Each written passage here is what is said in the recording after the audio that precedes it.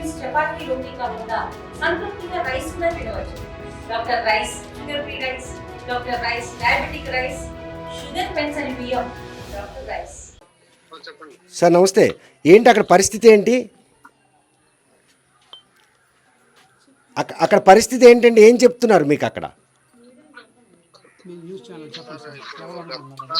30వ తేదీన సంబంధించిన ఈ ప్రమాదంలో మా తమ్ముడైనటువంటి వెంకటేష్ అనేది ఇంకా మిస్సింగ్ లిస్ట్ లోనే ఉంచారండి.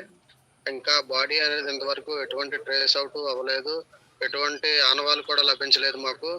మేము గత సోమవారం నుంచి పటాన్చెరులో ఉన్న ప్రభుత్వ హాస్పిటల్ ఉన్న మార్చురీ చుట్టూ అండ్ ఇన్సిడెంట్ జరిగిన కంపెనీ చుట్టూ తిరుగుతూ ఉన్నామండి. ఇప్పటి వరకు మాకు ఎటువంటి ఆచూకీ కూడా లభించలేదు. అంటే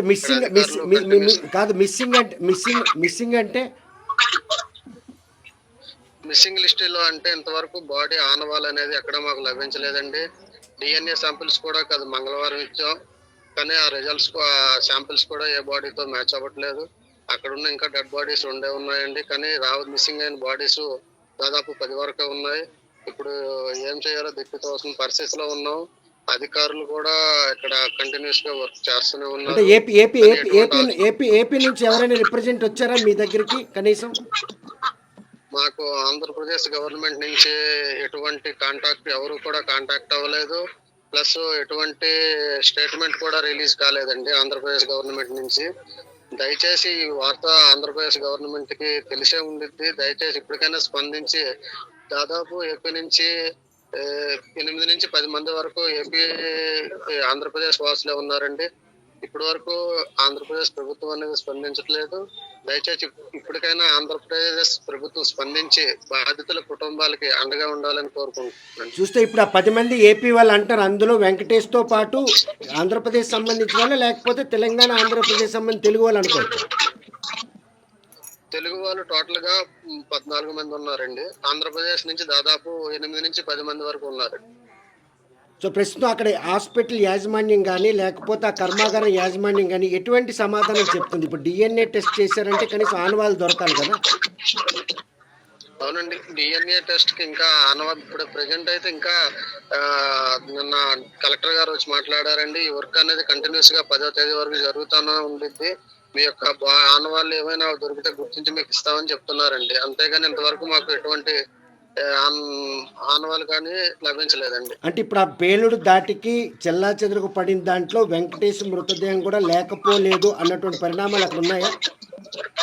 అవునండి, అదే ఉందండి. దాదాపు ఇప్పుడు మనకి అన్ఐడెంటిఫై బాడీస్ అనేది పటాన్చెరు మార్చరీలో 2 బాడీస్ ఉన్నాయండి ఇప్పుడు. కానీ మనకి రావాల్సిన మిస్సింగ్ లిస్ట్ లో దాదాపు 10 మంది వరకు ఉన్నారండి. సో ఇప్పుడు ఆంధ్రప్రదేశ్ ప్రభుత్వంకి ఏం రిప్రజెంట్ చేయనున్నారు? అసలు ఆంధ్రప్రదేశ్ సంబంధించినటువంటి శ్రీకాకుళం జిల్లా వెంకటేష్ కుటుంబాన్ని కనీసం ఈ రోజు వరకు యోగక్షేమం చెప్పకపోవడం విషయాన్ని ఏ విధంగా తీసుకుంటున్నారు? మేము ఆంధ్రప్రదేశ్ లో పుట్టి ఉన్నత చదువులు చదువుకొని రాష్ట్రం కన్నా రాష్ట్రం వచ్చి మేము పట్టు చేత పట్టుకొని బయట రాష్ట్రాలకు వచ్చి బతుకుతుంది. మమ్మల్ని చదివించిన తల్లిదండ్రులని బాగా చూసుకోవాలనే ఉద్దేశంతోనేనండి అక్కడ జాబ్స్ లాగా ఇక్కడికి వచ్చి మేము చాలా కష్టపడి చాలా ఓర్పుతో ఎన్ని కష్టాలైనా పడి అమ్మా నాన్నల్ని బాగా చూసుకోవాలి, కుటుంబానికి మంచి పేరు ప్రఖ్యాతులు తేవాలని ఎంత దూరం వచ్చామండి. అదే ఆంధ్రప్రదేశ్ లో జాబులు ఉంటే ఎంత దూరం రావాల్సిన కూడా లేదండి. కనీసం ఇన్సిడెంట్ జరిగి దాదాపు వారం రోజులు అవుతుందండి. ఇంతవరకు ఆంధ్రప్రదేశ్ ప్రభుత్వం నుంచి మాకు ఎటువంటి స్పందన లేదండి. చూస్తే అక్కడ ఇతర రాష్ట్రాలకు సంబంధించిన కార్మికులు మృతి చెందితే ఆ రాష్ట్ర ప్రభుత్వాలు అక్కడ అక్కడ కార్యక్రమాలు నిర్వహించి ఆ మృతదేహాన్ని అప్పగించేందుకు ఒక ప్రక్రియ మొదలుపెట్టింది, నిజమేనా? కరెక్ట్ అండి. మన పక్క రాష్ట్రాలైనటువంటి బీహార్, ఒరిస్సా, జార్ఖండ్, ఉత్తరప్రదేశ్ ఆ యొక్క రాష్ట్రాల యొక్క అధికారుల్ని ఆ యొక్క ప్రభుత్వాలు పంపించి ఇక్కడ యొక్క వాళ్ళ యొక్క యోగక్షేమం తెలుసుకుని తరచుగా ఫాలోఅప్ చేస్తూ ఉన్నారండి. కానీ మన ఆంధ్రప్రదేశ్ లో పుట్టి మా దురదృష్టకరమని చెప్పాలండి. ఇంతవరకు మాకు ఎటువంటి కనీసం సంఘీభావం కూడా తెలపడానికి ఏ ఒక్క రాజకీయ నాయకుడు కానీ ఏ ఒక్క అధికారి కానీ మాకు ఇంతవరకు ఎటువంటి సమాచారం లేదండి వాళ్ళ నుంచి. చూస్తే కనుక అలాగే లైన్లో ఉన్నారు. చూస్తే కనుక ప్రస్తుతం మాత్రం ఎక్కడైతే ఘటన జరిగిందో ఘటన జరిగిన ప్రదేశంలో ఉన్నటువంటి హాస్పిటల్ మార్చిరి వద్ద బంధువులు మాత్రం వెంకటేష్ మాత్రం మిస్సింగ్ లిస్ట్లో ఉన్నారు. ఆ మిస్సింగ్ లిస్ట్లో ఇప్పటికే 10 మృతదేహాలు ఇంకా ఐడెంటిఫై కావాల్సి ఉంది. కానీ మార్చిలో కేవలం 2 మృతదేహాలే ఉండడం, అది ఇందులో వెంకటేష్ మృతదేహం ఉందో లేదని ఇంకా నిర్ధారణ కాలేదు.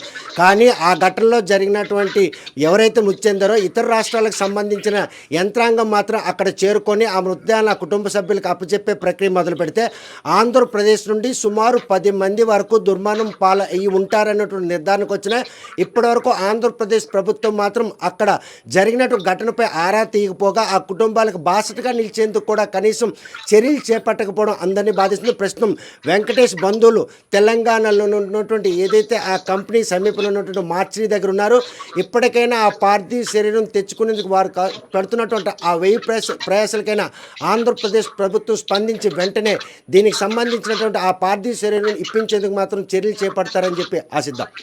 వీడియో జర్నలిస్ట్ రామకృష్ణతో సత్యం, ఆర్టీసీ శ్రీకాకుళం. ఇండియా పాకిస్తాన్ ఉద్రిక్తతలపై లేటెస్ట్ అప్డేట్స్ కోసం డౌన్లోడ్ చేసుకోండి RTV లైవ్ యాప్.